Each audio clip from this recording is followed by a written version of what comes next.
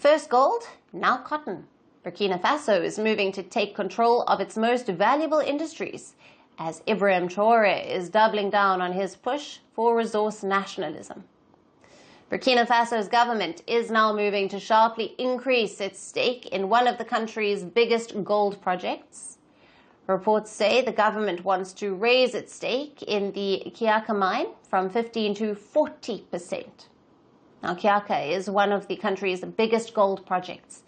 It is expected to produce up to 280,000 ounces of gold every year, and it sits at the center of wider production target of nearly 500,000 ounces for 2026. Right now, the mine is majority owned by the Australian firm West African Resources Limited, with the Burkina state holding a minority share. But under Traore, the government is no longer just asking for a seat at the table, it is demanding a larger cut of the profits to fund the state and its ongoing military operations. This push is part of a broader shift under Traore. Since 2024, new mining rules have expanded the state's role in the sector. Gold accounts for more than 70% of Burkina Faso's export earnings, and the government wants a bigger share of that revenue. But the strategy doesn't stop at gold, as Traore is also targeting the fields. Reports say the government is now moving to fully nationalize its largest cotton company. Authorities have approved the takeover of Safitex, the country's dominant cotton producer, which is valued at over $600 million. Cotton remains a critical pillar of the economy. It is often described as Burkina Faso's white gold.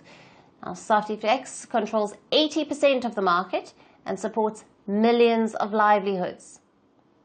Officials say a full state control over the cotton sector will allow tighter oversight and will help to stabilize a sector facing falling production and rising debt.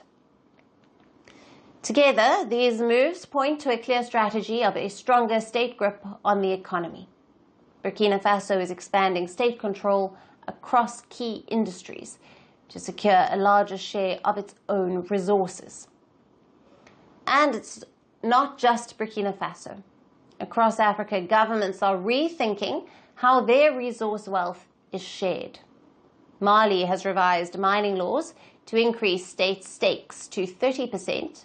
Guinea is pushing for greater control over its bauxite and iron ore mines. And Tanzania has already renegotiated its major gold contracts with foreign investors.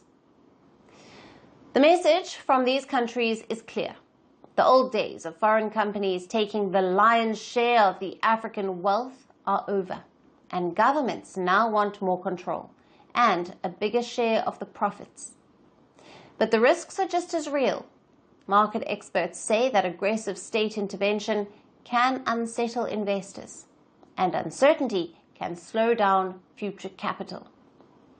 For now, Ibrahim Traoré is betting that the rewards of state control outweigh the risks of investor panic, as Burkina Faso tightens its grip on what lies beneath its soil and what grows above it.